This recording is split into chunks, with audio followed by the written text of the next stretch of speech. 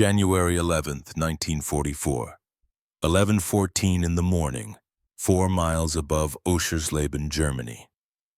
Major Nathaniel Thornfield banks his P-51B Mustang into a slow circle. Through the canopy glass, cold and crystal clear, he can see them. 30 German fighters, Messerschmitts and Focke-Wulf's black crosses stark against winter camouflage, diving in formation toward the bomber stream below. 60 B-17 flying fortresses, 60 bombers carrying 600 American airmen. Unprotected, alone, 300 miles deep into the Third Reich, Thornfield's gloved hand tightens on the control stick. His breath fogs the oxygen mask, temperature outside 42 degrees below zero. His radio is dead, cut off deliberately.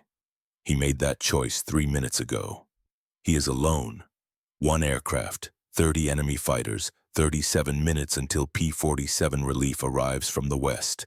The math is simple. The math is impossible. But in the lead bomber's ball turret suspended in a plexiglass sphere beneath the aircraft's belly, Sergeant Miles Ashford crouches behind twin 50-caliber machine guns. The man who carried Thornfield 40 miles through the Burmese jungle 2 years ago, the man who saved his life. When no one else was coming, Thornfield had given his word. He checks his instrument panel. Ammunition counter 1,800 rounds across 6 guns. Fuel 412 gallons. The P-51's guns are already cold, freezing at altitude. The right outboard gun cycles sluggishly. Click, click, the bolt catching on contracted metal. 30 German fighters are now 3 miles from the bombers, closing at 240 miles per hour. That gives Thornfield 90 seconds to decide, to commit, to do what no fighter doctrine permits. Stay alone, fight alone, die alone if necessary. But first we need to understand how he got here. 4 months earlier, October 14th, 1943, the day the United States Air Force nearly gave up on daylight bombing entirely. Thornfield sits in the officers' club at Wright-Patterson Air Force Base, Ohio. Afternoon light slants through windows. On the wall-mounted screen, newsreel footage flickers in black and white. Gun camera film from bombers over Regensburg, Germany. B-17s falling from formation, wings folding, fuselages breaking apart, parachutes blossoming white against dark sky. One after another. The narrator's voice is steady, professional. October 14th, 8th Air Force raids ball-bearing factories at Schweinfurt. 60 B-17 bombers lost, 600 American airmen killed or missing in a single day. 60 aircraft, 600 men. The room is silent. 15 officers watch the screen. No one speaks. No one moves. Thornfield leans forward. He recognizes one of the falling bombers' tail markings, the diagonal stripe. Midnight Runner. His old wingman from the Flying Tigers flew waist gunner position on that crew. Captain Douglas Mercer. Everyone called him Hawk. Fast reflexes. Faster smile. 29 years old. Past tense now. The newsreel continues. Without fighter escort beyond the German border, American bombers face overwhelming enemy opposition. Losses are unsustainable. The future of strategic daylight bombing hangs in the balance. The film ends. The projector clicks. White light floods the screen. Thornfield stands, walks out. No one follows. Outside, October wind moves through empty trees. He lights a cigarette. Hands steady. They always are. He learned that in China, flying P-40 Warhawks with the American volunteer group, the Flying Tigers. 86 combat missions over Burma and southern China. 86 times watching friends die because fighters couldn't stay with the bombers, couldn't reach deep enough. Couldn't protect them when it mattered most, and now Hawk is gone. Same reason. Same. Different war. A staff car pulls up. An aide steps out. Major Thornfield, you're wanted at the Pentagon immediately. October 18th, 1943. The Pentagon, third floor conference room. General Harlan Blackwood stands at the head of a long table. 60 years old, ramrod straight, silver hair cut military short. Behind him a map of Europe covers the wall. Red pins mark bomber losses. There are many red pins. Thornfield enters, salutes. Sit down, Major. Blackwood doesn't look up from the file in his hands. Thornfield's personnel file. Service record. Flying Tigers. 86 missions. 11 confirmed kills. Citations. Commendations. Blackwood closes the file. Looks at Thornfield for the first time. You flew deep interdiction in Burma, no fighter cover beyond your own aircraft, long range, hostile territory. You know what it's like when the escorts turn back and you keep going. It's not a question. Yes, sir. Black Thursday happened because our P-47 Thunderbolts can't escort past the German border. Fuel range. They turn back. The bombers go on alone. We lose 60 aircraft in one day. 600 men. This cannot continue. Blackwood opens another folder, pulls out photographs. An aircraft, sleek, unfamiliar lines, inline engine, bubble canopy. P-51B Mustang, Merlin engine from the British, American airframe. On paper, it can escort bombers to Berlin and back, 700-mile radius, long enough to protect the entire mission. He slides the photos across the table. On paper. In reality, it's killed 3 test pilots in 6 months. Engine failures, structural issues, the program is one accident away from cancellation. Pentagon brass calls it a death trap. The pilots call it the suicide machine. Thornfield studies the photographs. The aircraft is beautiful, purposeful, built for one thing, reaching deep and fighting hard. I'm assigning you to command the 354th Fighter Group. First unit to fly the P-51B in combat. You'll take 36 aircraft to England, train the pilots, prove the Mustang works, or watch the program die and go back to burying bomber crews 60 at a time. Blackwood leans forward. I'm choosing you because you've flown missions where no one was coming to help. You understand what those bomber crews face, and I don't think you'll quit on them. Will you, Major? Thornfield looks at the photograph. Thinks of Hawk's bomber falling, thinks of 60 red pins on the map, thinks of 600 men who didn't come home. No, sir, I won't. Good. You leave for England in 2 weeks. Don't let me down. More importantly, don't let them down. Blackwood taps the map. All those red pins, all those dead men. Thornfield stands, salutes, turns to leave. Major. Blackwood's voice stops him at the door. The P-51B is controversial, untested, dangerous. If this fails, there won't be a second chance. For the program, for you, for any of us. And Thornfield, I'm not sure this will work. I'm not sure anyone can make it work. But if anyone can, it might be you. The doubt is clear, the pressure absolute. Understood, sir. Thornfield walks out into the corridor. Through windows he can see the Potomac River. Gray water under gray sky. In 2 weeks he'll be in England, flying an aircraft that's killed 3 men already, leading pilots into combat in a machine no one trusts. He thinks about Hawk, about the silent vow he made at the funeral. Standing beside the empty coffin, I'll make sure it doesn't happen again. I'll get them home. Now he has the chance to keep that vow, or die trying. November 15th, 1943. RAF Boxted, England. Rain hammers the tin roof of the briefing hut. 36 P-51B Mustangs sit on the hard stand outside, wings slick with water. Brand new, factory fresh, unproven. Inside the hut, 48 pilots sit in folding chairs. Thornfield stands at the front. Behind him, a blackboard lists aircraft assignments. Flight leaders, wingmen, call signs. These men are young, early 20s mostly, fresh from training, They've heard the stories, 3 dead test pilots, engine failures, the brass calling it suicidal. They're scared, trying not to show it. Thornfield doesn't smile, doesn't try to sell them on the aircraft, doesn't give them false confidence. The P-51B is faster than anything the Germans fly.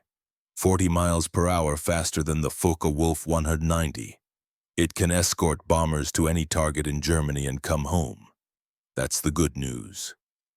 He pauses. The bad news, it's new. Untested in combat. The Merlin engine is temperamental. Cold weather causes problems. High altitude causes problems. The guns freeze at 25,000 feet. We don't know all the failure modes yet. We're going to discover them together, in combat, over Germany. Silence. Someone coughs. You've been assigned to this unit because you're good pilots, not because you're expendable. We have 30 days to prove this aircraft works. 30 days before the Pentagon pulls the plug and we go back to watching B-17s fall out of the sky 60 at a time. Thornfield looks across the room, meets eyes, holds gazes. I flew 86 missions with the Flying Tigers. Lost friends because fighters couldn't stay with the bombers, couldn't protect them deep in enemy territory. The P-51B can change that, but only if we make it work, only if we trust it, trust each other, and follow the mission through to the end. He picks up a piece of chalk, writes on the blackboard, one word, Guardian. That's our call sign, Guardian, because that's our job. Not to rack up kills, not to play ace, to bring the bombers home, every single one, every single time. A hand raises Lieutenant Fletcher Whitmore, 22 years old, fresh-faced, nervous energy. Major, what if we encounter superior numbers? What if we're outnumbered? Thornfield sets down the chalk. Then we fight anyway because those bomber crews can't run, can't maneuver, can't defend themselves against determined attacks. We're all they have. So we fight. Outnumbered or not, outgunned or not. We fight until they're safe, or until we're not capable of fighting anymore. Whitmore swallows, nods. Another hand. Major Garrett Huxley, 38. Veteran P-47 pilot. Skeptical eyes. Hard mouth. Major, I flew Thunderbolts for 8 months. Solid aircraft, proven. Why switch to an untested platform with a failure record? Because the P-47 can't reach Berlin, Major. The P-51 can. That's the mission. That's why we're here. Even if it kills us. Even then. Huxley leans back, arms crossed, unconvinced. Thornfield dismisses the briefing. The pilots file out. Rain still falling. They walk to their aircraft, stand beside them, touch the wings, the propellers, getting to know the machines that might kill them. Thornfield watches from the doorway. Colonel Atticus Brennan joins him, 52 years old, WWI ace, 11 confirmed kills over France in 1918. White hair, steady hands, the only senior officer who believed in the P-51B program when everyone else wanted it canceled. They're scared, Brennan says. Good, fear keeps you sharp. They don't trust the aircraft. They will, or they won't survive. Brennan lights a pipe. Tobacco smell mingles with aviation fuel and rain. I lost my son in the Schweinfurt raid. Captain Elliot Brennan, navigator on a B-17, 24 years old. His bomber went down because the P-47s had to turn back at the German border, left them unprotected. Thornfield says nothing, lets the older man talk. I backed the P-51B program because I don't want other fathers getting telegrams. Other mothers crying at kitchen tables. If this aircraft can do what it promises, it'll save thousands of lives. But if it fails... Brennan shakes his head. If it fails, Nate, those bomber crews will keep dying. 60 at a time, over and over. It won't fail. How can you be sure? Because I won't let it. Brennan looks at him, studies his face, sees something there. Determination, obsession maybe. You lost someone too, on Black Thursday. My wingman from China, Hawk Mercer. Waist gunner on Midnight Runner. Died over Regensburg. I'm sorry. Don't be. Just help me make sure it doesn't keep happening. Brennan nods, smokes his pipe. They stand together in the doorway watching young pilots learn their aircraft in the rain. November 20th, 1943. First long-range training flight. 36 P-51Bs take off from RAF Boxted at 900 hours. Destination simulated bomber escort over the North Sea. 6 hours of flight time. Maximum range test. Push the aircraft. Find the limits. Thornfield leads Blue Flight, 4 aircraft. His wingman Lieutenant Fletcher Whitmore. 22 years old. Eager, competent, untested. They climb to 20,000 feet. Temperature drops. Outside air minus 35 degrees Fahrenheit. The Merlin engines run smooth for the first hour.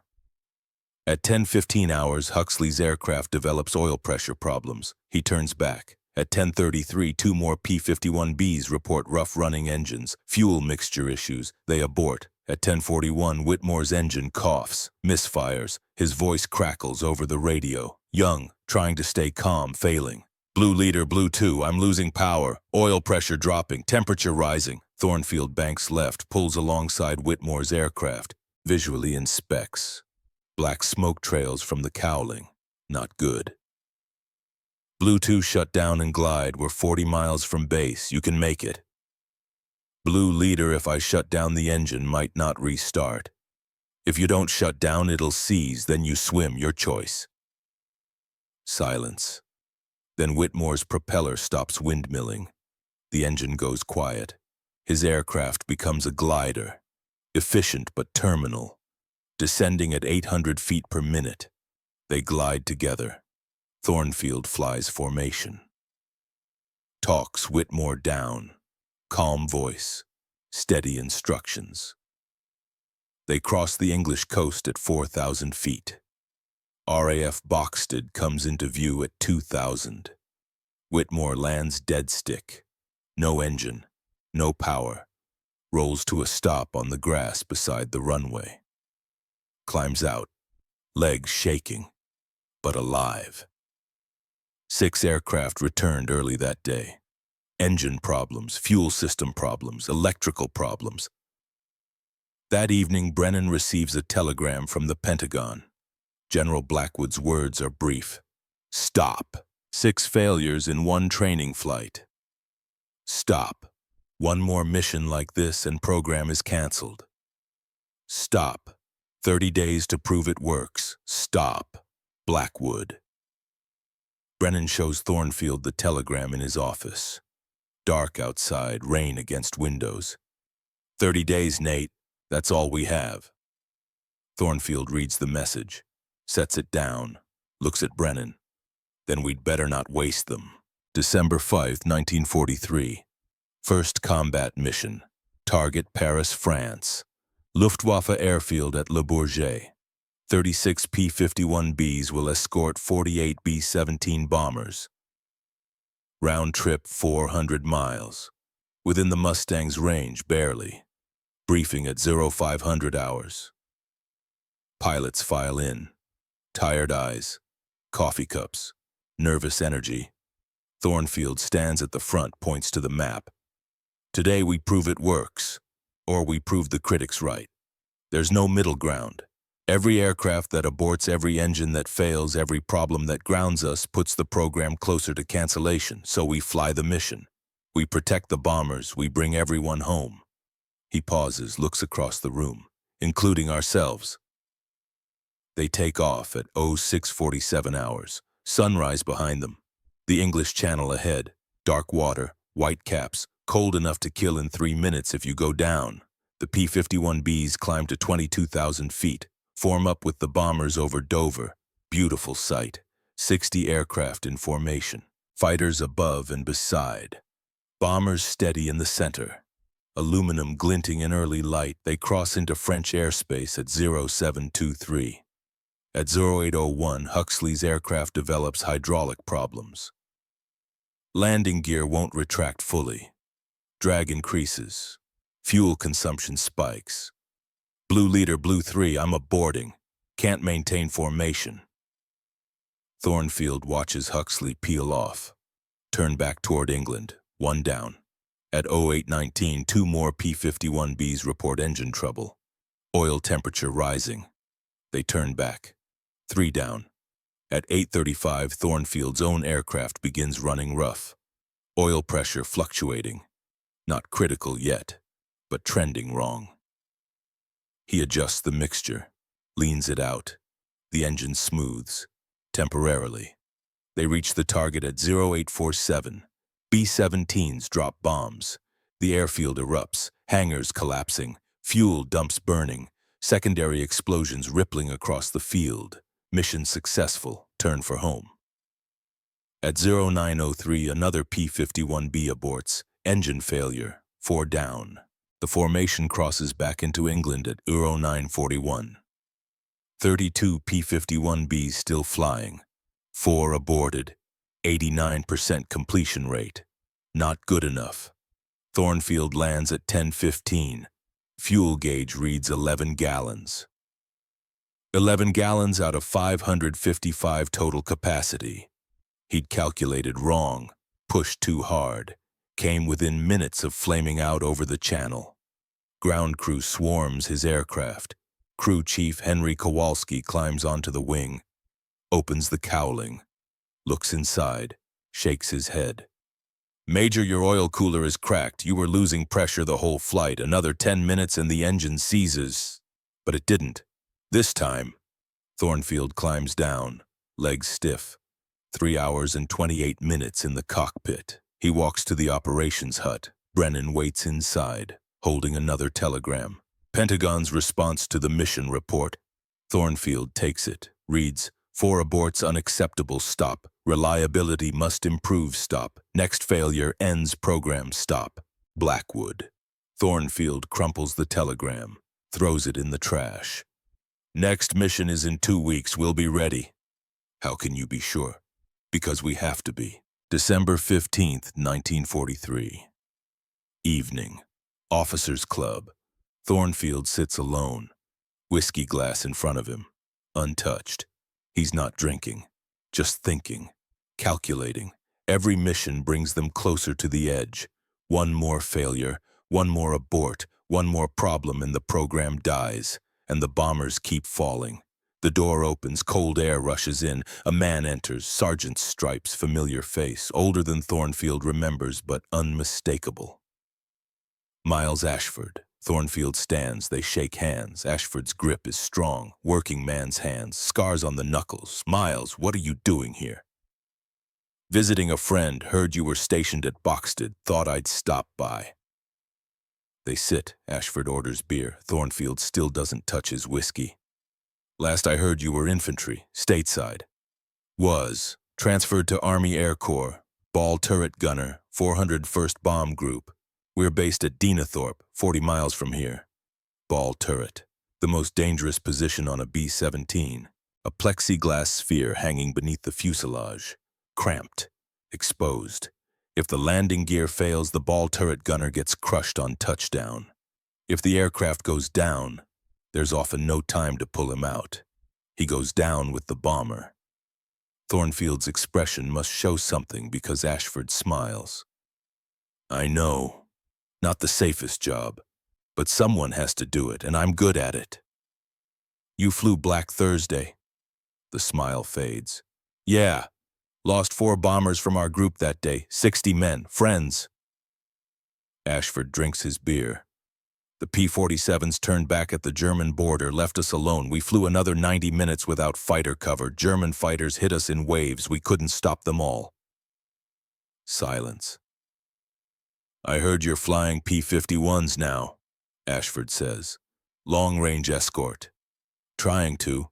The aircraft is good, when it works. We're still proving reliability." "Well, prove it fast, because we need you. Every mission deeper into Germany, we're alone. No escorts. Just us and the Luftwaffe. We're losing bombers faster than we can replace them. Crews faster than we can train them." Thornfield finally picks up his whiskey, drinks it. The burn is welcome.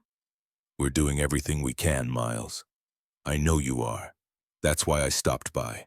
Wanted to say thanks for trying, for caring. Most fighter pilots, they do their job and go home. But you remember what it's like to need help and not have it coming. Burma, the jungle. Thornfield's P-40 shot down by 3 Japanese Zeros, broken leg, infection setting in, 40 miles from friendly lines, and Miles Ashford, then an infantry sergeant, finding him, carrying him, 6 days through hostile territory, saving his life. You carried me 40 miles, Miles, I owe you. You don't owe me anything, but those boys in the bombers, the ones dying every mission because fighters can't reach them. Help them. That's all I'm asking. I will. I'll get you home, Miles, I promise. Ashford finishes his beer, stands, extends his hand again. I believe you, Nate. I really do. Just don't wait too long. We're running out of time.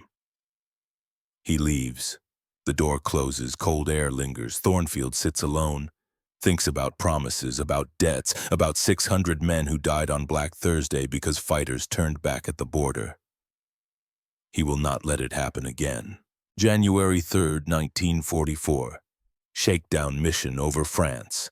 Target Luftwaffe airfield near Lille. 36 P-51Bs. Routine escort. Routine opposition expected. They cross into French airspace at 10:47 hours. Clear sky, cold, minus 40 degrees at altitude. At 11:03, 12 Focke-Wulf 190s attack from the north. Black crosses on gray camouflage. Veteran pilots. No mistakes. No hesitation. The dogfight begins. Thornfield breaks right. Whitmore stays on his wing. Good. Training paying off. They roll together, dive together. A FW-190 flashes past. Thornfield pulls hard. 7 Gs. Vision tunneling. Blood draining from his head. He eases back. Peripheral vision returns. The FW-190 is ahead, climbing. Thornfield climbs after it. Faster. The P-51B has better power to weight. He closes. 300 yards, 200, 100. He fires. 650 caliber machine guns converge. Tracers walk up the enemy fighter's fuselage. Metal rips. Pieces fly off. The FW-190 rolls left, trailing smoke. Thornfield follows through the roll. Fires again. Shorter burst. The FW-190's wing folds. Fuel tank detonates. Orange fireball against blue sky. First kill of the war, but not his last. Thornfield pulls up, scans. Another FW-190, 8 o'clock low, diving on Whitmore. Blue 2 break left. Whitmore brakes, hard, but not fast enough. The German is experienced, leads the turn, lines up, fires, rounds walk across Whitmore's wing, holes appear, smoke trails, Thornfield reverses, pulls 7.5 Gs. Gray edges closing his vision. He holds it. The P-51B turns inside the FW-190's radius. Physics, aerodynamics, engineering. He ends up on the German's tail. The German pilot sees him, tries to extend, tries to use speed to escape, but the P-51B is faster. Thornfield closes, fires, 3-second burst. The FW-190's canopy shatters. Glass and metal fragments spiral away. The fighter rolls inverted, falls, no parachute, second kill. Whitmore's voice. Shaky. Blue leader, I'm hit. Aileron control is mushy. Can you make it home? I think so. Then go. Now. Don't wait. Whitmore peels off. Heads west, trailing light smoke. The dogfight continues. 8 minutes. Violent. Close range. Thornfield gets hits on another FW-190. Uncertain kill. Probably damaged. The Germans disengage. Pull east. 6 of 12 remain, the rest dead or damaged. American losses: 1 P-51B damaged. Whitmore, he makes it back to England, lands safely, aircraft repairable, mission success, but in the debriefing Huxley stands angry. You broke formation to save the kid, left your assigned position, put yourself at risk. Thornfield meets his eyes, calm, cold. I saved my wingman, that's the job. The job is to escort bombers, not play hero for rookies who can't defend themselves. WW2 is 22 years old, 6 weeks out of training. He stayed on my wing through the entire engagement until he got hit. He did his job, I did mine. We both came home. This time. Every time, Major. That's the standard. Everyone comes home, every time. Or we die trying. Huxley sits, still angry, still unconvinced. Brennan stands at the front of the room. Gentlemen, we lost 0 aircraft today. Enemy lost 6. I'd call that success. Dismissed.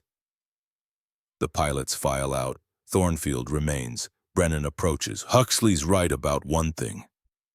You took a risk breaking formation. And if I hadn't, Whitmore would be dead. Maybe the FW-190 would have missed. Maybe another pilot would have helped. You don't know. I know I wasn't going to watch him die and do nothing. Brennan studies him, sees the intensity, the obsession. This is about your friend, isn't it, Hawk? The one who died on Black Thursday. Thornfield doesn't answer. Nate, you can't save everyone. You can't undo what happened to Hawk by never losing another pilot. Watch me. Brennan sighs. Knows he can't change Thornfield's mind. Knows he shouldn't try. That obsession, that refusal to accept losses, that determination to bring everyone home. It's what makes Thornfield effective, dangerous, valuable. Just don't get yourself killed trying to save people who might not need saving. I'll keep that in mind. January 10th, 1944. Evening briefing. The operations hut is crowded. 48 pilots, 36 aircraft available. Tomorrow's mission is big, the biggest yet. Thornfield stands at the front. Behind him a map of Germany. Target marked in red, Oschersleben, deep in the Reich. 280 miles from the English coast. Gentlemen, tomorrow we escort 60 B-17s from the 401st Bomb Group. Target Focke-Wulf factory at Oschersleben. Primary objective, protect the bombers, all of them. No losses. He points to the map. P-47 Thunderbolts will escort to the German border. We take over from there, stay with the bombers until they turn for home, then hand off back to the P-47s at the border. Huxley raises his hand. What's the expected opposition? Intelligence estimates 40-plus German fighters, BF-109s and FW-190s, veteran pilots, home field advantage. They'll know we're coming. Murmurs. 40 against 36, not good odds. Our advantage, the P-51B, is faster, better range. We can stay with the bombers the entire mission. The Germans can't. They'll have to land for fuel. We won't. Use that. Hit them when they're forming up. Hit them when they're low on fuel. Don't give them time to coordinate. Thornfield picks up a piece of chalk, writes on the board, 0 losses. That's the mission. 0 bomber losses. I don't care how many kills you get. I don't care about personal glory. I care about those 600 men in those 60 bombers. They all come home. Understood. Affirmative murmurs. Head nods. Briefing dismissed. The pilots file out. Thornfield remains. Studies the map. Oschersleben. Deep in Germany. Long flight. Dangerous opposition. He pulls out a folded paper from his pocket. A letter. Received this morning. From Miles Ashford. Nate heard you're escorting us tomorrow. 401st is flying. I'll be in the ball turret on Valiant. Lead bomber high squadron. Don't suppose you could keep the Germans off us, would appreciate it. Miles. Thornfield refolds the letter, puts it back in his pocket, looks at the map again. Miles will be in that lead bomber. Exposed. Vulnerable. If the Germans concentrate on the lead aircraft, and they will, Miles is in the most dangerous position in the formation. Tomorrow he keeps his word, or dies trying. January 11th, 1944, 0430 hours. Thornfield wakes before the alarm. He always does. Habit from China, from Burma. Sleep light, wake fast, stay ready. He dresses in the dark, flight suit, Boots, leather jacket, checks his pockets. Father's wings from WWI. Ashford's photo from Burma, both men dirty smiling jungle behind them. Survival photo, proof they made it out when they shouldn't have. He walks to the mess hall. Coffee, toast, can't eat more. Stomach tight. Not fear, anticipation. The feeling before every mission. The knowledge that everything might change in the next few hours. In the briefing hut, weather officer gives the update. Cloud ceiling 8,000 feet over target. Temperature at altitude minus 44 degrees Fahrenheit. Expect gun malfunctions, mechanical issues, engine performance degradation. 44 below. Cold enough to freeze gun mechanisms, oil lines, control surfaces. Thornfield makes a mental note. Fire guns in short bursts. Let them cool between engagements. Don't overheat, then flash freeze. He walks to his P-51B. Number 436315.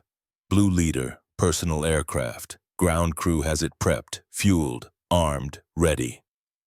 Crew Chief Kowalski salutes. She's ready, Major. Full fuel. 1,800 rounds, all 6 guns test fired. Oil pressure good, engines purring. How's the right outboard gun? Still temperamental. Might freeze at altitude. But it'll work when you need it. Might have to. Thornfield climbs into the cockpit. Straps in. 5-point harness. Tight. Secure. He runs through the checklist. Fuel. Mixture. Throttle. Trim. Everything green. At 0630, the first P-51B starts its engine. Merlin roar. 12 cylinders. 1,400 horsepower. The sound is beautiful, violent, purposeful. 1 by 1, 36 fighters come to life. At 0647, they take off. Sunrise behind them, Germany ahead, 280 miles, 600 lives depending on them. Thornfield climbs through cold morning air. The channel below. Dark water, England fading behind. Ahead somewhere in the winter sky, 60 B-17s are forming up. Miles Ashford is in one of them. Ball turret, lead bomber. Now comes the hard part, keeping that word. 0935 hours. 22,000 feet above the English Channel.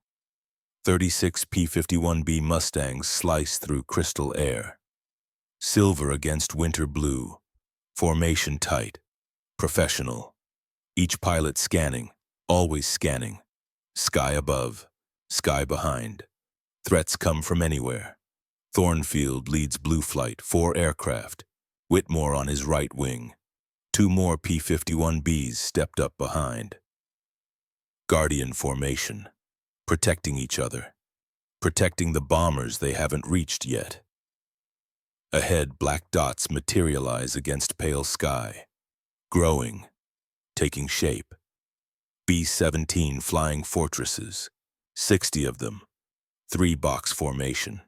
Each box 20 bombers stacked in stepped layers. Aluminum and steel. 4 engines per aircraft. 10 men per crew. 600 American airmen heading into the teeth of the Third Reich. Thornfield's radio crackles. Guardian Leader, this is Fortress Leader. Good to see you, boys. We're at Angels 22, course 090, speed 190. Angels 22, 22,000 feet. Course 090, due east, speed 190 miles per hour. Thornfield clicks his mic twice. Acknowledgement without words. Radio discipline. The Germans are listening. Always listening. The P-51B slide into escort position, 12 fighters high and behind, 12 level with the bombers weaving, 12 low and ahead scanning for threats. Thornfield's flight takes high position. Best place to see attacks developing, best place to dive and intercept. He studies the bomber formation, searching, there. Lead bomber high squadron, tail number visible. B-17G, Valiant. Olive drab and gray, national insignia bright on the wings. Miles Ashford is in that aircraft, somewhere beneath the fuselage cramped in the ball turret. Cold, vulnerable, watching empty sky through plexiglass, waiting for German fighters that will come. That always come. Thornfield's leather glove tightens on the control stick. I've got you, Miles. Stay sharp. 1005 hours. They cross the English coast at Dover. White cliffs falling away, the channel below. No turning back now. Not that anyone would. Not that anyone could. The mission is committed. Weather deteriorates. Cloud deck rising. Visibility dropping. Wind increasing from the north. 20 knots. Pushing them south, of course. The navigator in the lead bomber compensates. Adjusts heading. 087 now. Slightly south of east. Temperature outside Thornfield's canopy minus 38 degrees Fahrenheit. And dropping. 10:27 hours. The Dutch coast appears. Dark line of land. Occupied Europe. Enemy territory. Every mile from here forward is hostile. Every village, every field, every person below would kill them if they could. The formation tightens. Bombers closing gaps. Fighters scanning harder. Neck muscles tense. Eyes burning from constant searching. No contact yet. But it's coming. 10:35 hours. Rendezvous point over Holland. P-47 Thunderbolts appear. 24 of them. Black and white invasion stripes. They've escorted the bombers this far. Now they turn back. Fuel limits. The P-47 is magnificent at low and medium altitude. Powerful, durable, but range is limited. 200 miles from base, that's the wall. They can't push beyond it. The Thunderbolt leader wagons his wings. Salute. Farewell. Good luck. Then they peel away. West, toward England, toward home, toward safety. The P-51Bs are alone with the bombers now. Thornfield keys his mic, short transmission, calm voice. Guardian flight, this is Guardian leader. We're on our own. Stay alert. Germans know we're here. Affirmatives click back. Whitmore's voice young but steady. Guardian 2, roger. The formation presses east, deeper. Germany proper now. The Rhine River slides beneath them. Silver snake through winter landscape. Towns, factories, rail lines, all targets, all defended. 10:50 hours, the German border. Ahead scattered clouds, contrails forming at altitude. Moisture freezing in exhaust. White lines scratched across blue sky. Beautiful. Deadly. Contrails mark your position. Tell every German on the ground exactly where you are. Can't avoid them. The air is too cold, too moist. Every aircraft leaves a signature. Thornfield scans the horizon, searching for other contrails, enemy contrails. The Germans will come. Question is when and from where. His oxygen mask fogs with each breath.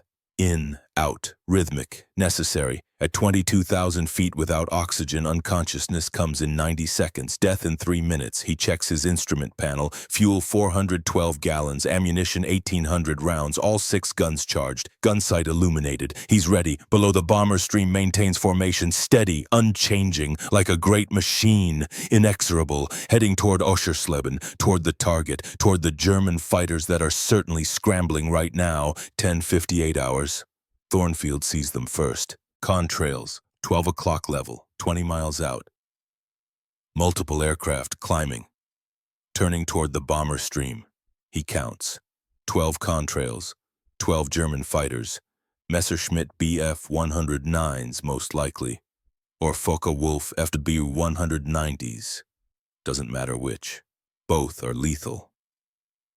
Guardian flight bandits, 12 o'clock level, 20 miles, 12 plus, climbing through Angels 1-8. The radio comes alive. Acknowledgements. Position calls. Fighters maneuvering. Guardian leader, I have visual. Looks like 109s. Guardian 3, I count 15 now. More at 2 o'clock. Thornfield's jaw tightens. Not 12. 15. No, more appearing. 18. 20. The Germans are forming up, massing, preparing to attack in strength. All Guardian flights maintain position. Do not chase. Protect the bombers. Standard doctrine. Defensive escort. Stay close to the bombers. Don't get drawn away chasing individual targets. The mission is protecting the B-17s, not racking up kills. But Thornfield watches the German formation grow. 22, 25, 30 fighters forming up for a coordinated attack. Against 60 bombers and 36 P-51Bs that need to cover them all. The math is bad. 1105 hours.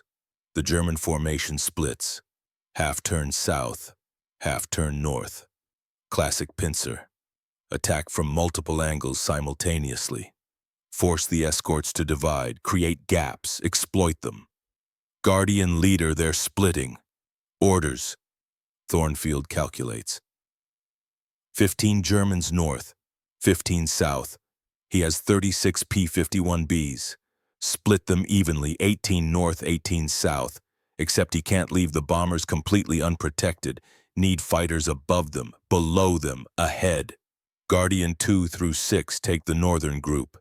Guardian 7 through 12 southern group. Guardian 1 stays with bombers. His flight, blue flight, 4 aircraft, will remain central. Will respond to whichever attack develops as primary threat. The P-51Bs break formation, splitting, diving toward the German fighters. Thornfield stays high, watching, waiting. The northern Germans hit first. 15 Bf-109s dive toward the bomber formation from 11 o'clock high. 18 P-51Bs intercept. The sky erupts. Dogfight, violent, three-dimensional. Aircraft rolling, diving, climbing, tracers arcing, smoke trails. 1 Bf-109 explodes, orange fireball, pieces tumbling. A P-51B takes hits, trails smoke, pulls away. The southern Germans hit 5 seconds later. 15 WW2 from 4 o'clock low. 18 P-50Bs dive to meet them. More chaos, more gunfire, close range, desperation flying. Thornfield watches both fights. His flight maintains position above the bombers. Untouched, waiting. The Germans aren't committing fully. They're probing, testing, drawing the escorts away. Where's the real attack?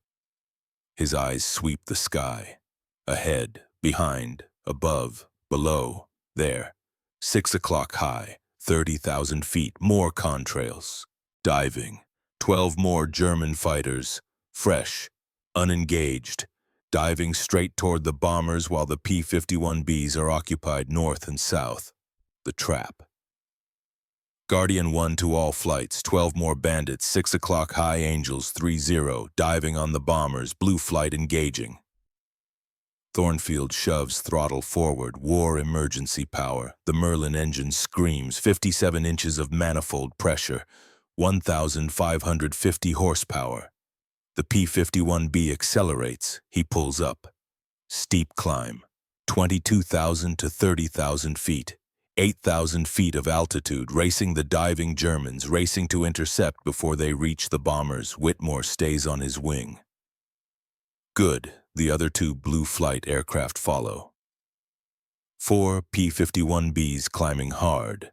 The Germans are diving at 400 miles per hour. Thornfield is climbing at 280. Geometry, physics, intercept angles. He won't reach them in time, unless. He rolls inverted, pulls through, diving now, cutting the angle, trading altitude for speed, 420 miles per hour, 440, faster than recommended, approaching compressibility limits. The controls stiffen, the airframe shudders. He ignores it.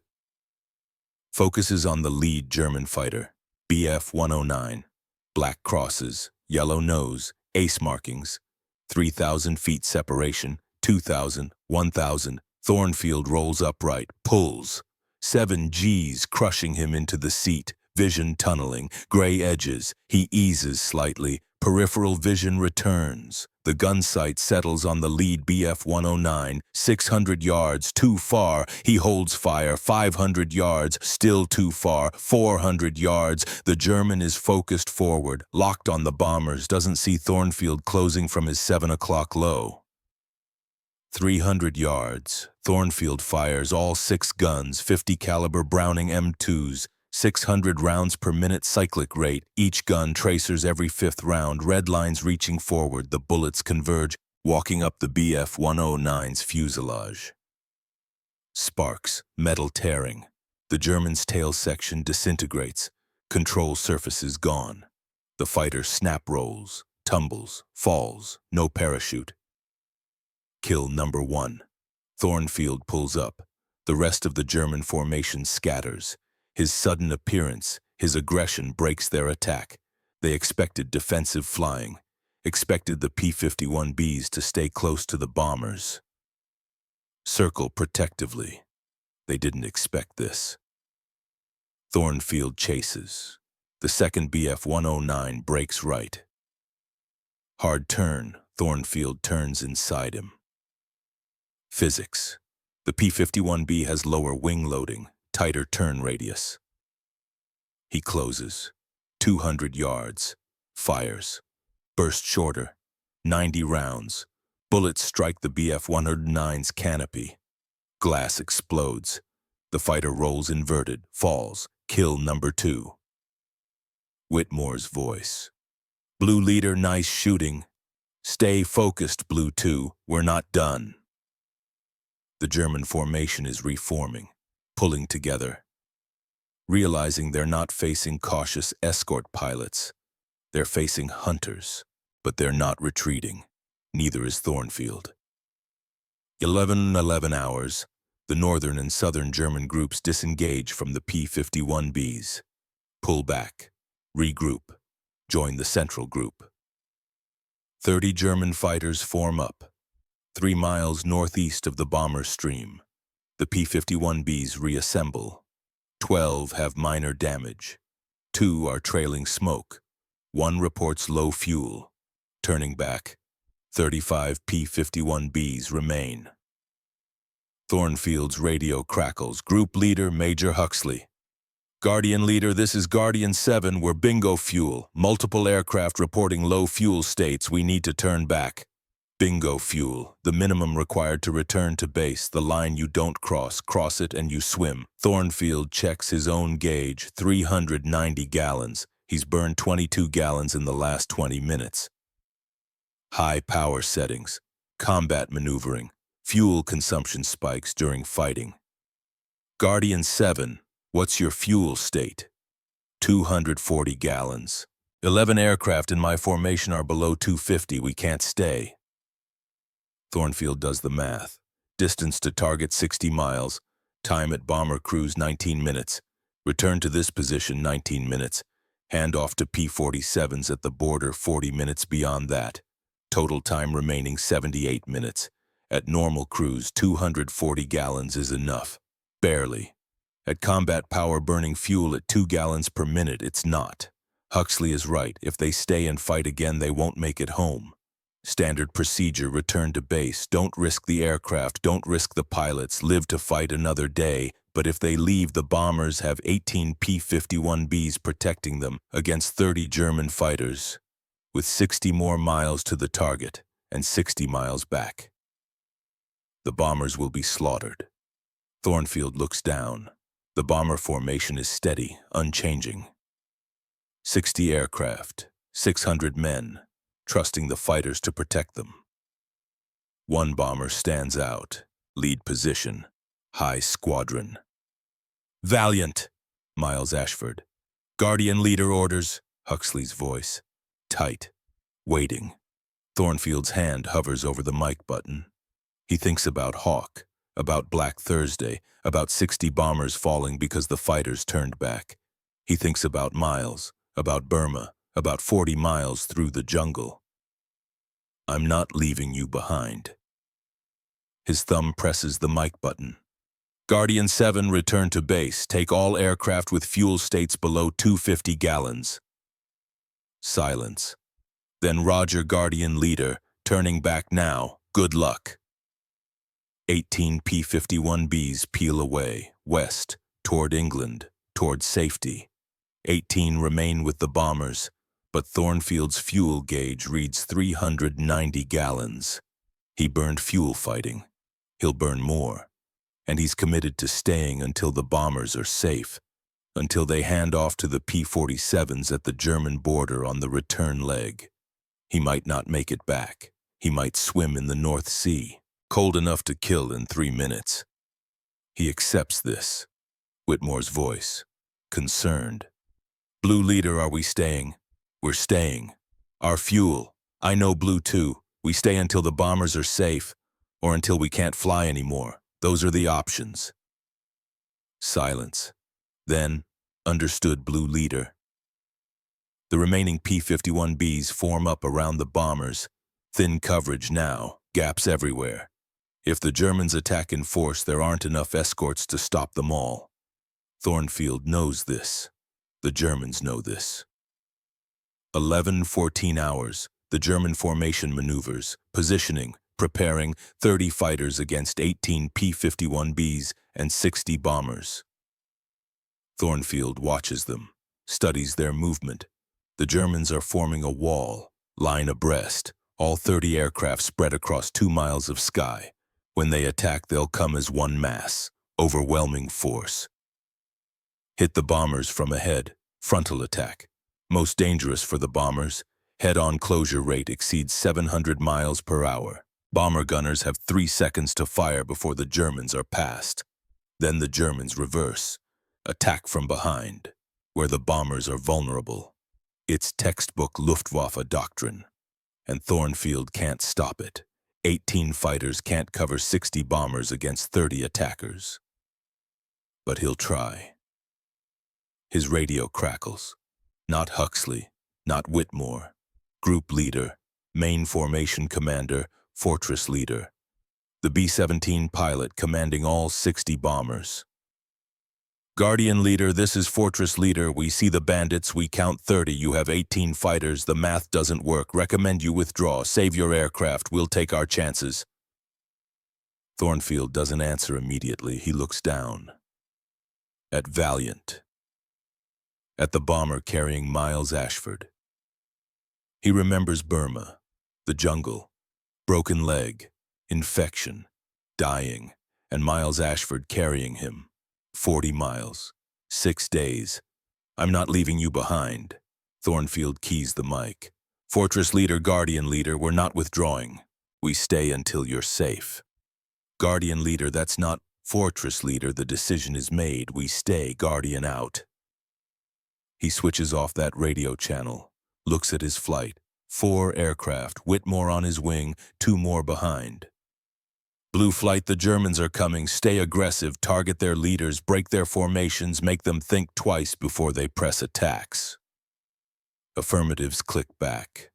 Thornfield checks his ammunition. 1,800 rounds, minus the rounds he fired earlier. 180 rounds expended. 1,620 remaining. Fuel 385 gallons.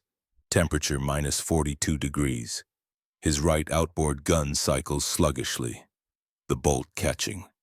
Cold affecting mechanism. It might jam completely. Might fail when he needs it most. He accepts this too. The German formation turns, heading straight for the bombers now. 3 miles away. Closing at 400 miles per hour. Combined closure rate 590 miles per hour. 30 seconds until contact. Thornfield pushes throttle forward, dives toward them. Blue flight follows.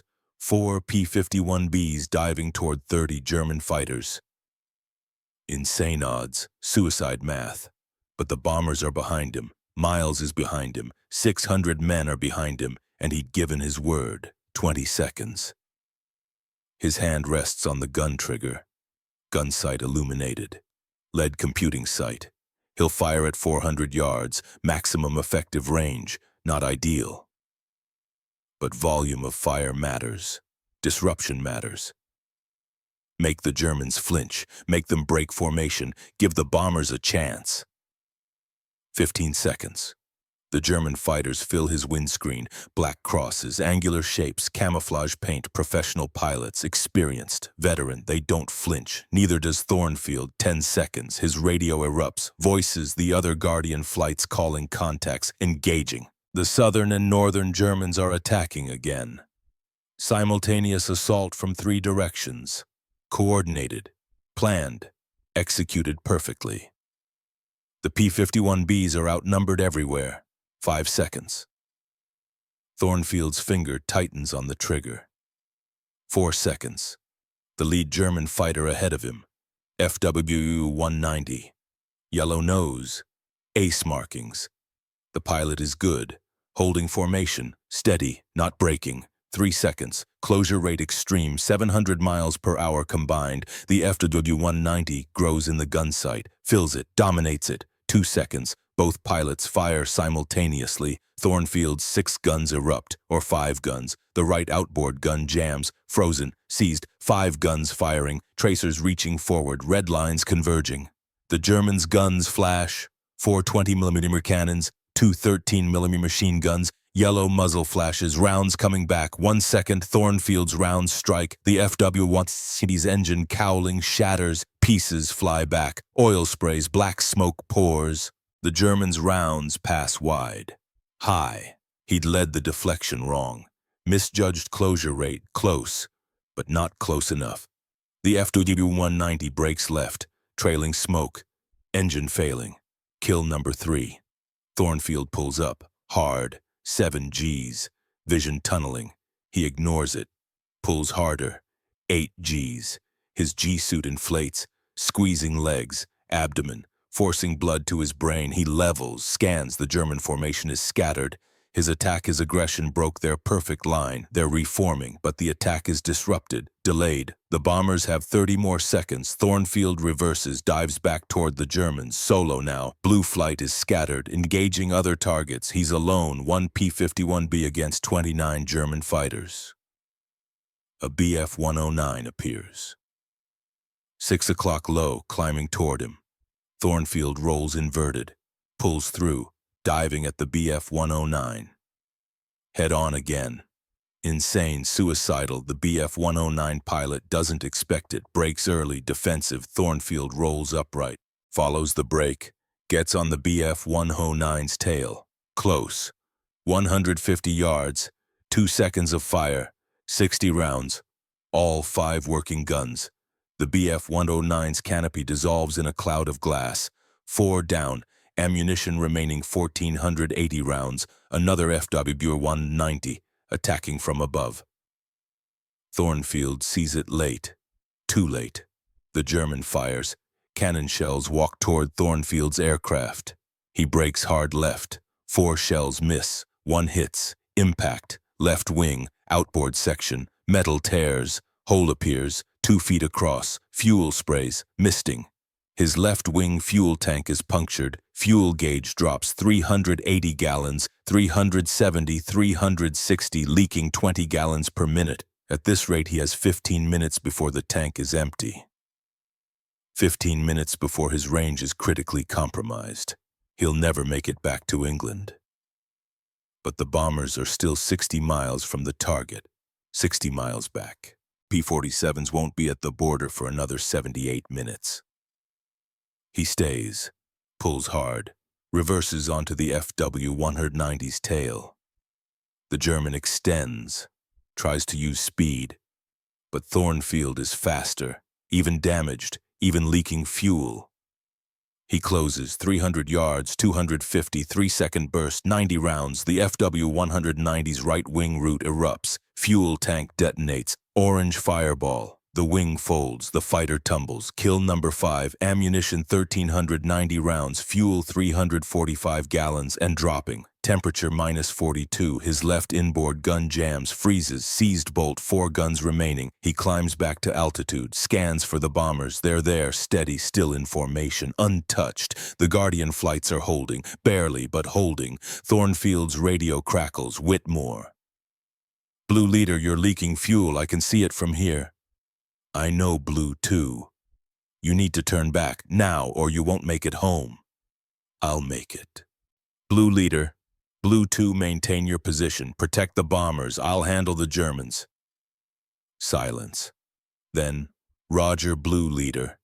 Fuel gauge 320 gallons, dropping steadily. The leak isn't sealing. It won't seal. The tank will drain completely. Then he's down to internal fuselage tanks. 280 gallons total, not enough to get home, but enough to stay with the bombers until they're safe. He'd sworn to bring Miles home. He'll keep that vow, even if it kills him. 1126 hours. The German fighters regroup. They've lost 5 aircraft, Thornfield personally. Other Guardian pilots have claimed 4 more. 9 German fighters down. 21 remain against 18 P-51Bs. The Germans are angry now. Professional discipline giving way to fury, the lone American who keeps attacking, keeps disrupting, keeps killing. They want him dead. They turn toward him, not toward the bombers, toward Thornfield, all 21. Whitmore's voice. Urgent. Blue leader, all the bandits are heading your way. Break off now. Thornfield watches them come. A wall of fighters. 21 aircraft, guns bristling, cannons ready, coming for him. Good. While they're focused on him, they're not attacking the bombers. He turns toward them. 1 P-51B, 4 working guns, 1,390 rounds, 310 gallons of fuel, leaking.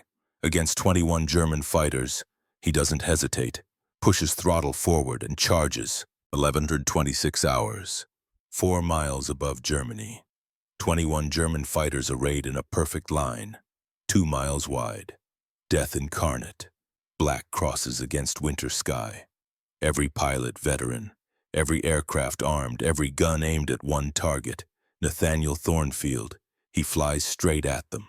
His left wing streams fuel vapor, white mist trailing behind, 305 gallons remaining, dropping 10 gallons per minute, 4 guns operational, 1,390 rounds. The math is simple. The math is fatal. He doesn't care.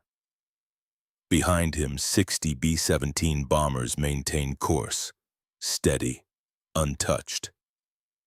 Miles Ashford in the lead bomber's ball turret, safe. For now, that's all that matters. The Germans open fire at 700 yards. Too early. Desperation shooting, anger shooting. Rounds fall short, gravity pulling them down before they reach target. Thornfield waits, 600 yards, still too far, 500 yards, 400 yards, now. His thumb mashes the trigger. 4 guns erupt, 50 caliber rounds streaming forward, 1,200 rounds per minute combined, tracers every 5th round, red lines reaching toward the German formation. The lead WW2 takes hits. Cowling, wing root, canopy. The pilot slumps. Aircraft rolls left, falls, kill number 6. Thornfield doesn't watch it fall. No time. The rest of the German formation is still coming, still firing. Cannon shells and machine gun rounds filling the air between them. He pulls up. Vertical. Maximum power. The Merlin screams. The airframe shudders. 7 Gs. 8. Vision tunneling. Gray edges closing. Blood draining from his head. He holds it. Climbs through the German formation. They flash past on either side. Black crosses. Yellow noses. Shocked faces in cockpits. They'd expected him to brake, to run, to dive away. He climbed straight through them instead. At the top of the climb, he has 3 seconds before airspeed bleeds to 0. Before the P-51B stalls and falls, he uses them. Rolls inverted. Pulls through. Split S. Diving back down through the German formation from above. Upside down world, sky below, earth above, G-forces crushing him into the seat. He rolls upright. A Bf-109 appears in his gun sight. Perfect deflection. The German is turning. Doesn't see him. 1 second burst, 30 rounds. Low ammunition now. Every round counts. Strikes on the Bf-109's tail. Rudder shears off. The fighter snap rolls. Pilot ejects. White parachute blossoms. Kill number 7. Ammunition 1,360 rounds. Fuel 295 gallons. The Germans are scattering now. Thornfield's aggression, his refusal to die, his impossible attacks are breaking their cohesion. Fighter pilots train for predictable enemy behavior. Defensive flying. Self-preservation. Rational tactics.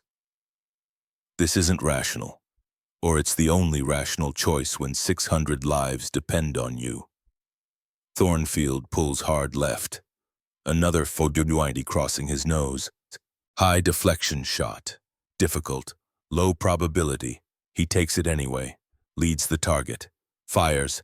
2-second burst. 60 rounds. Misses. The FW190 keeps flying. Untouched. Ammunition 1,300 rounds. He's burning through his supply. Faster than planned. Need to conserve. Need to make every shot count, but the Germans keep coming.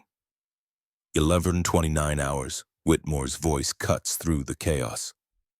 Blue leader, the bombers are 10 minutes from target. Germans are breaking off. We did it. Thornfield scans. The German fighters are pulling back, regrouping. They're not retreating, just resetting, repositioning for the attack on the bombers' return leg. When the B-17s are damaged, slower, more vulnerable, the Germans are professionals. They know bomber tactics. Attack inbound, damage them, finish them outbound when they're crippled. But for now, the bombers have breathing room. Thornfield checks his 6. Clear. He levels out, scans the formation. The B-17s are still intact. All 60. No losses. Fuel gauge 280 gallons. The leak has slowed. Not stopped, but slowed. Maybe the self-sealing tank is partially working. Maybe fuel pressure has dropped enough to reduce flow rate. 280 gallons. He's burned 275 since takeoff. He needs 250 to reach the English coast, minimum. And that assumes no more combat, no high-power settings, straight cruise all the way home. He has 30 gallons of margin, maybe.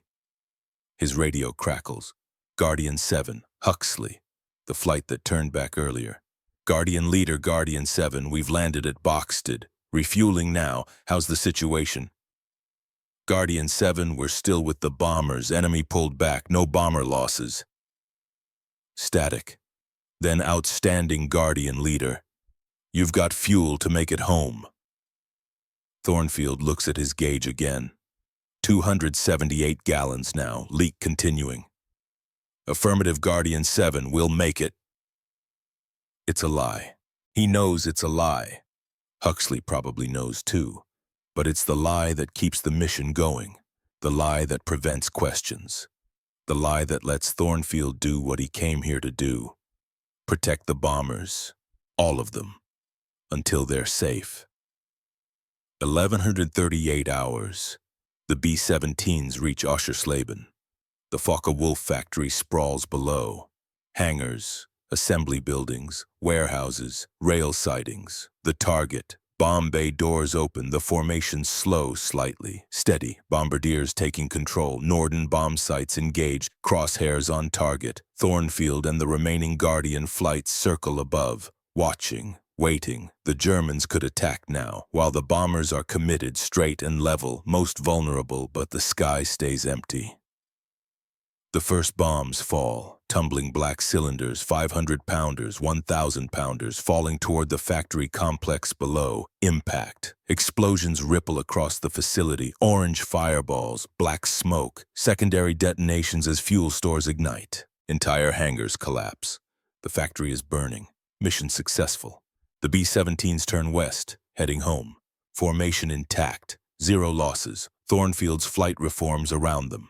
Protective umbrella. Scanning for threats. Fuel gauge 265 gallons. Distance to English coast 230 miles. At normal cruise, fuel consumption is 1.4 gallons per mile.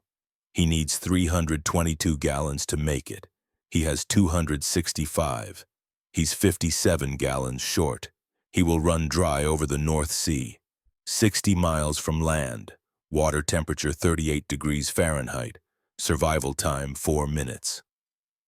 Maybe 5 if he's lucky. He's not feeling lucky, but Miles Ashford is in that lead bomber, and 60 B-17s are depending on Guardian flight to get them to the German border, to the P-47 rendezvous, to safety. His word binds him. 57 gallons won't stop him from keeping it. 1149 hours. The Germans return. Not 21 this time. 30. Fresh aircraft from airfields near Brunswick. They'd been scrambled while the bombers were over target. Now they're climbing to intercept. 30 fighters against 18 P-51Bs escorting 60 bombers. The odds are worse than before. All Guardian flights bandits 3 o'clock High Angels 2530 plus, climbing to engage. The P-51Bs maneuver, positioning. This far from home with fuel states critical, they can't afford extended combat. Quick intercepts, disrupt attacks, protect bombers, that's the mission, that's all that matters. The German formation splits into 3 groups, 10 aircraft each, classic tactic, multiple attack axes, force the escorts to divide, create gaps. Thornfield's flight takes the center group, 10 Bf-109s diving toward the bomber formation. He climbs to intercept, Whitmore on his wing. 2 more P-51Bs stepped behind, 4 against 10. The Bf-109s see them coming. Don't alter course, they have numbers. They have altitude. They have the advantage. Thornfield fires early, 500 yards, maximum range. Unlikely to hit, but volume of fire matters. Disruption matters. Tracers arc toward the Germans. They scatter, break formation. The attack is disrupted. 1 Bf-109 doesn't break fast enough. Thornfield adjusts aim, leads the target, fires again, 2-second burst, strikes on the wing, fuel tank ruptures, flames erupt, the fighter rolls, falls burning, kill number 8, ammunition 1,240 rounds, fuel 252 gallons, Thornfield pulls up, another Bf-109 on his tail, he sees it late, the German fires, cannon shells walk toward him, he brakes hard right, too late, 1 shell hits, left stabilizer, metal tears, the tail shudders, control feels mushy, warning lights illuminate, hydraulic pressure dropping, flight control degradation, the damage isn't critical yet, but it's cumulative, fuel leak, gun jams, tail damage, each hit weakens the aircraft, weakens his ability to fight, to survive. He ignores the warnings, reverses hard, pulls onto the Bf-109's tail. The German extends, tries to use speed, run away. Thornfield is faster, even damaged, even compromised. He closes, 200 yards, 3-second burst, 90 rounds. The Bf-109's engine explodes, oil and coolant spraying. The fighter rolls inverted, falls, 9 down, ammunition 1,150 rounds. His right aileron is sluggish now. The tail damage affecting control response. Roll rate decreased. Turn performance degraded. He's losing aircraft capability with every engagement. But the bombers are still flying. Still safe. Worth it. 11:56 hours. The 3 German groups regroup. Merge into 1 formation. 27 fighters remaining. 3 lost to Thornfield and the other Guardian pilots. 27 against 18. The Germans form line abreast again, all 27, 2.5 miles wide, coming straight at the bomber formation. This is the final push. The Germans know it. The Americans know it. Everyone's fuel is critical. Everyone's ammunition is low. This engagement will decide it. If the Germans break through, bombers will die. If the P-51Bs hold, everyone goes home. Thornfield keys his mic. All Guardian flights, they're coming. Hit them hard. Break their formation. Don't let them reach the bombers. 18 P-51Bs turn toward 27 German fighters. The closure rate is extreme. Combined 700 miles per hour. The distance collapses, 3 miles, 2 miles, 1 mile. Both sides open fire simultaneously. The sky fills with tracers, red and yellow lines crossing, shells exploding, rounds ricocheting, metal screaming. Thornfield fires all 4 guns, holding the trigger, continuous burst, ammunition counter spinning down. His rounds strike a W190 in the center of the German line, engine cowling shatters, windscreen explodes. The fighter rolls away, pilot slumped, 10 confirmed. But he's flying through a wall of fire now. German rounds everywhere, cannon shells, machine gun bullets. The air itself seems solid with metal. Impact, right wing, 20mm shell. Explosion, metal tears away. 3-foot section of wingtip missing. The P-51B yaws hard right. Thornfield fights the controls, opposite rudder, aileron input, the aircraft stabilizes, barely impact, fuselage behind cockpit, hole punched through aluminum skin, daylight visible, cold air rushing in, impact, left wing, machine gun rounds, holes appear, fuel misting again, new leak, gauge dropping rapidly, 240 gallons, 230, 220, he pulls through the German formation, climbs, rolls, another Bf-109 in his sights, close range, 100 yards, he fires, last burst, holds trigger until the guns go silent, click, click, click, click, the Bf-109's tail disintegrates, control surfaces gone. The fighter tumbles, kill number 11, maybe, hard to confirm, smoke and chaos everywhere. But his guns are silent now. Ammunition counter 0, he's Winchester. Out of bullets, defenseless, 26 German fighters remain, 17 P-51Bs, and Thornfield has no ammunition. Standard procedure, disengage, return to base, live to fight another day, but the bombers are still 43 miles from the German border, 43 miles from P-47 relief. If he leaves, the Germans will slaughter them. Miles Ashford is in that lead bomber. His word was given. He stays. 11:59 hours. The German pilots realize he's not firing. They see his gun ports cold. No muzzle flashes, no tracers, they know. 4 Bf-109s turn toward him. Sensing weakness, easy kill, revenge for their lost comrades. Thornfield turns into them. Head on. No guns, no ammunition. Just speed and will. The Germans don't understand. A fighter without weapons is prey. Should run, should hide, should die quietly. Thornfield charges. The lead Bf-109 pilot holds his course. 3 seconds, 2 seconds. Waiting for Thornfield to break, to flinch. 1 second. Thornfield doesn't break. The German does.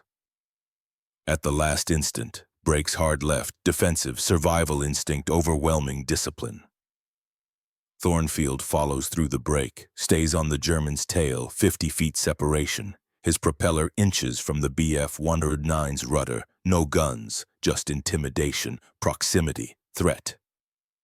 The German pilot looks back, sees the P-51B, sees no gun flashes, but also sees an American pilot who won't quit, who won't leave, who's willing to ram if necessary. The Bf-109 breaks again, dives hard, disengages, runs, one enemy neutralized, without firing a shot. The other 3 Bf-109s close. They know now. He's unarmed. They spread out, bracket him. Classic tactic. Thornfield picks the nearest, turns toward him. Aggressive, the Bf-109 fires. Cannon shells arc past, wide. The German expected Thornfield to evade, to run, not to attack. Thornfield closes 100 feet. 50 feet. The Bf-109 breaks. Can't hold his nerve. Disengages. 2 down, 2 to go. Fuel gauge 195 gallons. The new leak is worse. Combined with combat power settings, he's burning 4 gallons per minute. He has 48 minutes of fuel. The bombers are 38 minutes from the German border. He might make it. If combat ends now, if he can cruise at minimum power, if the leaks don't worsen, might. The remaining Germans regroup. They're confused, frustrated. This lone American keeps attacking, keeps disrupting, won't die, won't leave. They want him gone. 24 fighters turn toward him, all of them, ignoring the bombers, focusing on Thornfield. Good. Every second they're chasing him, they're not killing bombers. He dives. Maximum speed. 460 miles per hour, approaching red line. The damaged wingtip vibrates, the wounded tail shudders, the aircraft is disintegrating around him. But it's still flying. He pulls up. Zoom climb. Trading speed for altitude. The Germans follow. Younger pilots, aggressive, angry, exactly what he wants. He rolls, dives again.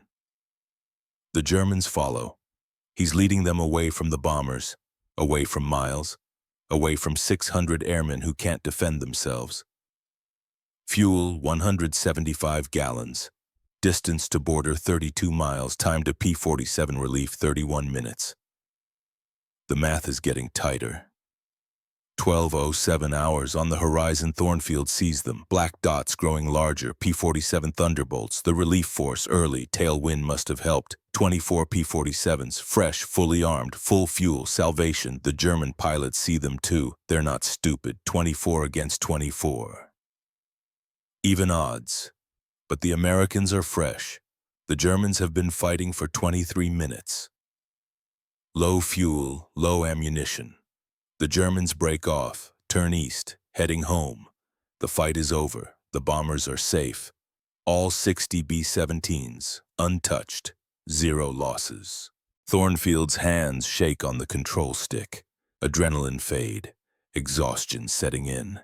He's been in combat for 23 minutes. Continuous. No break, no rest. 11 kills, maybe 12.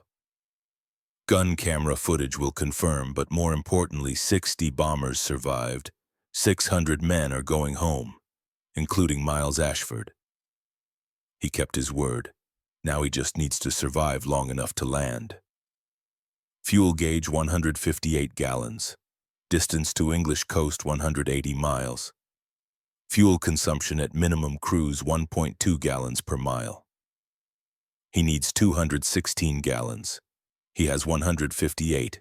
He's 58 gallons short. He won't make it to England. Whitmore pulls alongside, studies Thornfield's aircraft, sees the damage, fuel streaming, wingtip missing, tail punctured, bullet holes everywhere. Blue leader, you're in bad shape. Fuel, 157 gallons. Blue 2. You need 200 plus to make the coast. I know. There's an emergency field at Manston on the coast. You might make that. Might, if the leaks don't worsen, if the engine keeps running, if he doesn't run completely dry. Understood, Blue 2. You lead the flight home. I'll follow as far as I can. Blue leader. That's an order, Lieutenant. Get the flight home safe. Silence. Then, Roger, Blue leader. See you at Boxted. Whitmore's P-51B pulls ahead. The rest of Blue Flight follows. They're low on fuel too, but enough to make it. Barely. Thornfield flies solo again. Behind the formation, behind the bombers, trailing fuel vapor like a dying comet. 12:23 hours. The English coast appears, white cliffs of Dover, beautiful, unreachable, fuel gauge 42 gallons. He's over the channel, 30 miles from land. The water below is gray, cold, lethal. 30 miles at minimum cruise, 1.2 gallons per mile. He needs 36 gallons. He has 42, 6 gallons of margin. He might make it. His engine coughs. Once. Twice. Fuel pressure fluctuating. The gauge reads 38 gallons now. Leaks worsening. 25 miles from land. 35 gallons. The engine runs smooth again. For now. He leans the mixture. Maximum efficiency, minimum fuel flow. The engine runs rough. Doesn't matter, just needs to keep running. Just needs 20 more miles, 20 miles from land, 28 gallons. His hands grip the stick. White knuckles. He's willing the aircraft forward, willing the fuel to last, willing himself to survive. 15 miles, 22 gallons, the cliffs are visible, detail emerging, white chalk, green fields beyond, England, home, 10 miles, 15 gallons, the engine coughs again, sustained, misfiring, fuel starvation, the tanks are nearly dry. He switches to reserve tank, fuselage tank, last option. The engine smooths, temporarily. 8 miles, 11 gallons, he can see Manston Airfield now, emergency strip on the coast, short runway, no amenities. But solid ground, 5 miles, 7 gallons. His radio crackles, Manston Tower. Unidentified Mustang, you are cleared emergency landing. Runway 27, wind is 260 at 15 knots. Thornfield's voice is hoarse, oxygen deprived, exhausted. Manston Tower Guardian Leader, declaring emergency, fuel critical, multiple battle damage, hydraulics compromised. Roger, Guardian Leader, crash trucks are rolling, you're cleared to land. 3 miles, 4 gallons.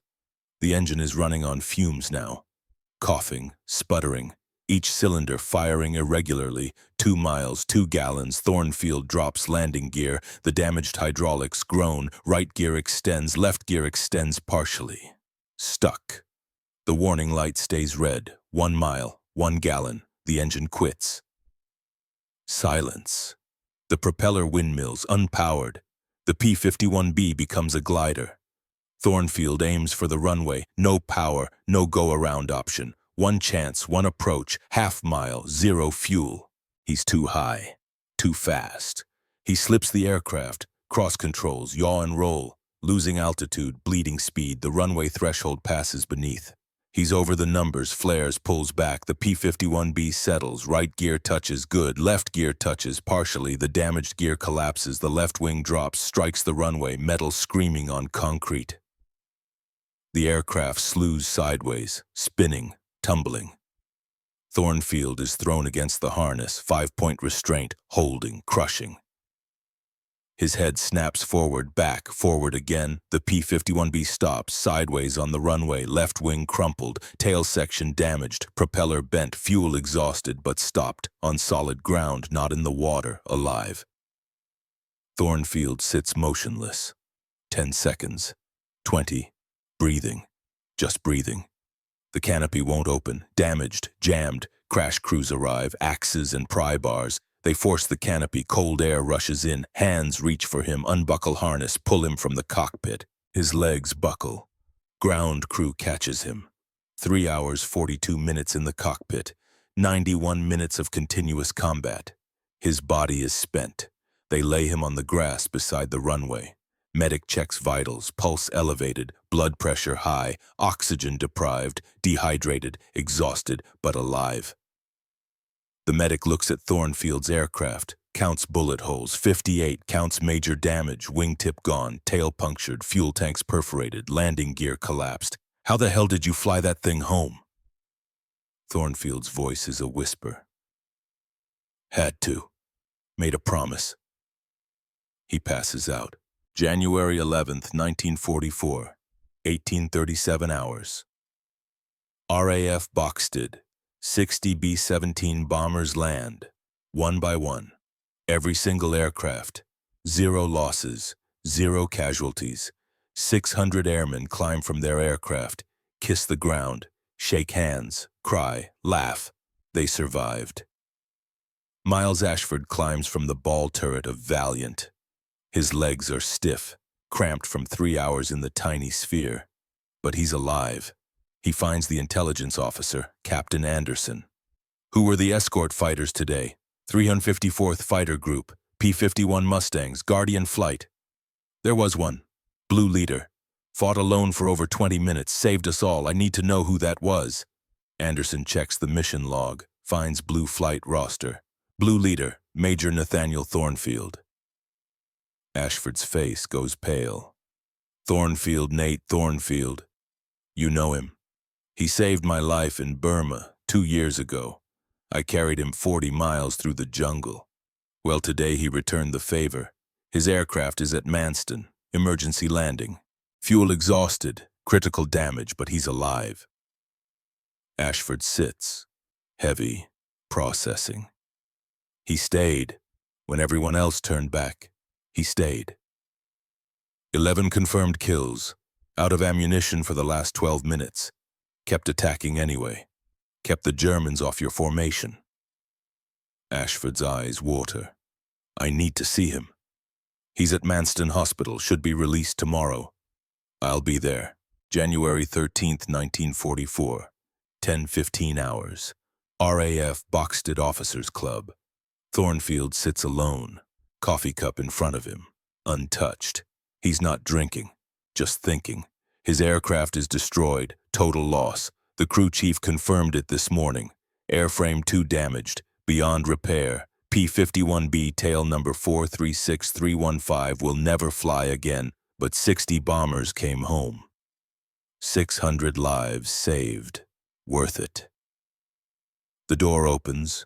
Miles Ashford enters, still in flight suit, just landed from a morning mission. They lock eyes. Neither speaks for 5 seconds. Then both stand, shake hands. The grip is firm, wordless communication, understanding between men who've saved each other's lives. "You stayed," Ashford says. "Everyone else turned back. You stayed. Gave you my word. You could have died. You carried me 40 miles through the jungle. I figured I owed you 23 minutes over Germany. We're even now. We'll never be even, Miles, but we're close." They sit. Ashford orders coffee. They drink in silence. Combat veterans. No need for words. Finally, Ashford speaks. "The ball turret gives you a lot of time to think, to watch. I saw everything. Counted every engagement. 11 kills, no ammunition for the last 12 minutes. You kept attacking anyway. Had to. You were down there. So were 599 others. They mattered too." Ashford nods. "Intelligence says you're being put in for the Medal of Honor." Thornfield shrugs. "Don't care about medals. I care that you came home. We all came home. Every single bomber, 0 losses. That's never happened before. Deep penetration mission, 0 losses. You did that. Guardian Flight did that. You led them. You showed them how. You refused to quit." The door opens again. Colonel Brennan enters, sees Thornfield and Ashford, approaches. "Major, you're wanted at the operations hut. General Blackwood is on the wire from Pentagon." Thornfield stands, nods to Ashford. "We'll talk later." He follows Brennan outside. "How much trouble am I in?" Thornfield asks. "For disobeying orders to return to base, for fighting outnumbered, for nearly getting yourself killed?" "Yes, sir." Brennan smiles. First time Thornfield has seen it. "None, Major. Blackwood wants to congratulate you. The mission succeeded. 0 bomber losses. The P-51B program is saved. You just proved that long-range escort works. You changed the war." They reach the operations hut. Brennan hands Thornfield the telephone. "General Blackwood, this is Major Thornfield." Blackwood's voice crackles through. "Thornfield, I've read the after-action reports, all of them. Bomber crews, fighter pilots, intelligence assessments. You stayed when you should have turned back, fought when you should have disengaged, attacked when you had no ammunition. 11 confirmed kills, 0 bomber losses, 600 lives saved." "Just doing my job, sir. Your job was to escort bombers. You did that.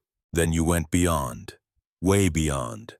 I'm recommending you for the Medal of Honor, and I'm expanding the P-51B program. 14 more fighter groups converting to Mustangs within 3 months. Because you proved it works. You saved the daylight bombing campaign." "Thank you, sir." "Don't thank me. Thank yourself. You earned it. Keep up the good work. Dismissed." The line goes dead. Thornfield hands the phone back to Brennan. "Medal of Honor," Brennan says. "Only fighter pilot in the European theater to receive it. I don't need medals. I need more missions, more chances to bring them all home. You'll get them. But Thornfield, you can't do this every time. You can't fight alone against impossible odds on every mission. Eventually the math catches up. Eventually you don't come home. I'll come home when the job is done." Brennan studies him, sees the obsession still there, undiminished, maybe stronger. "The job is never done, Nate. There's always another mission. Always more bombers to protect. You can't save everyone." "I can try." March 6, 1944. 1400 hours. RAF Boxted. The entire base assembled. 1,200 personnel, pilots, ground crews, support staff, 600 bomber crew members from the 401st Bomb Group. Guests from London, press. General Carl Spaatz stands at a makeshift podium. Behind him, an American flag. Beside him, Nathaniel Thornfield in dress uniform. Spaatz holds a blue ribbon. A bronze star hangs from it. "Major Nathaniel Thornfield, for conspicuous gallantry and intrepidity at the risk of his life above and beyond the call of duty. On January 11, 1944, near Oschersleben, Germany, Major Thornfield, leading a flight of P-51B aircraft, engaged 30 enemy fighters threatening 60 unprotected B-17 bombers. When other escort fighters withdrew due to fuel constraints, Major Thornfield remained. For 37 minutes, he single-handedly defended the bomber formation. He destroyed 11 enemy aircraft. When his ammunition was exhausted, he continued attacking using aggressive maneuvers and psychological tactics to disrupt enemy formations. His actions saved 60 bombers and 600 American lives. His extraordinary heroism and selfless devotion to duty reflect the highest credit upon himself and the United States Army Air Force's Spats places the Medal of Honor around Thornfield's neck. The assembly erupts. Applause, cheers, tears. Miles Ashford stands in the front row, clapping, face wet. Thornfield stands rigid, uncomfortable. He doesn't feel heroic. He feels like he did his job, kept his word, nothing more. After the ceremony, 600 bomber crew members form a line. Every single man from the 60 B-17s Thornfield protected. They shake his hand, thank him. Some cry, some salute. It takes 90 minutes. When the last man finishes, Thornfield's hand is sore. His face is tired from forced smiles, but he remembers every face, every name, every word. These are the men he saved. These are the reasons he fought. Worth it. November 18th, 1995. Arlington National Cemetery. Nathaniel Thornfield's funeral. Modest ceremony. Gray sky. Cold wind. 52 mourners. Most strangers. 7 are former Luftwaffe pilots. 1 approaches the casket. Elderly, German accent thick. Hauptmann Klaus Reinhardt. I flew against him. January 11th, 1944. He salutes. Crisp, respectful. We thought he was bait. He was not. 1 pilot, no ammunition, yet he kept coming. That is courage. Reinhardt turns to Evelyn Thornfield, 89, Nathaniel's sister. Your brother taught me what duty means, not following orders, doing what's right when no one watches. He leaves. Evelyn watches him go, thinks about words kept, debts paid, lives saved. Nathaniel Thornfield, 53 combat missions, 17 kills, Medal of Honor. Brigadier General, died age 84, heart failure, peaceful, but his legacy wasn't the medals, wasn't the rank, it was 600 men who came home, that was enough. 2024. National Air Force Museum, Dayton, Ohio. A restored P-51B Mustang hangs from the ceiling. Silver paint, blue nose, number 436315 on the tail. Guardian leader, Thornfield's aircraft. Rebuilt from wreckage recovered from Manston. A plaque beneath reads, Major Nathaniel Thornfield, Medal of Honor, January 11, 1944. 11 kills, 37 minutes, 600 lives saved. A young Air Force cadet stands before it. 19 years old, reading the plaque, studying the aircraft. An elderly man approaches, 76, walks with a cane. My grandfather flew that mission, the man says. The cadet turns. Thornfield. No, Sergeant Miles Ashford, ball turret gunner, lead bomber. Thornfield saved his life that day. Did you know Thornfield? Met him once after the war, asked him why he stayed, why he didn't turn back when everyone else did. What did he say? The old man pauses, remembers. He said, your grandfather carried me 40 miles through the jungle when I couldn't walk. I figured I owed him 37 minutes over Germany.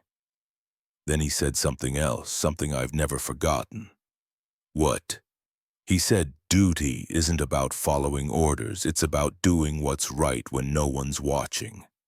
When no one would blame you for walking away, that's when character shows. That's when it matters. The old man pauses again, looks at the cadet. Then he said one more thing. Fear doesn't go away. You just decide something matters more than the fear. That day, 600 lives mattered more. The cadet looks at the aircraft, silver and blue, battle-scarred and rebuilt. 1 pilot saved 600 lives. 1 pilot who refused to quit, who kept his word, who decided that 600 strangers mattered more than his own survival. The old man places a hand on the cadet's shoulder. That's the standard, son. That's what we measure ourselves against. Not the kills, not the medals, the choice to stay when you could leave, to fight when you could run, to keep your word even if it kills you. He walks away, slow, using the cane. The cadet remains, staring at the P-51B, thinking about duty, about words given, about the kind of man who fights 30 German fighters with no ammunition because 600 strangers need him. One pilot, 30 enemies, zero ammunition. But 600 lives mattered more than fear. That's the legacy. That's Nathaniel Thornfield, Guardian Leader, the man who refused to leave. Narrator, direct to audience. Nathaniel Thornfield proved one pilot could change history, but there's another pilot you've never heard of. Captain Raymond Foster, B-17 pilot, March 1944. His bomber was hit. 3 engines gone, crew bailing out. He stayed at the controls, kept it level, gave them time, then did something no one thought possible. Landed a burning fortress on one engine, gear up, in a German field, saved 9 crew members. The Germans were so impressed they didn't shoot. That story, next week. Hit subscribe so you don't miss it. Leave a comment, tell us where you're watching from, and if this story moved you, share it, because heroes like Thornfield deserve to be remembered.